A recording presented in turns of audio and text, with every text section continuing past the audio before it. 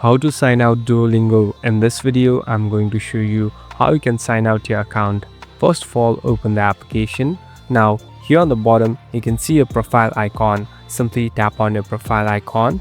Now, here on the right top, you'll be able to see the settings icon. Tap on settings. Now here, we are in the settings interface. So this is the place where you can customize and use different options. Here on the last option, there is sign out. Now simply tap on sign out. So make sure you have your ID and password saved for later because you might need it when you log in.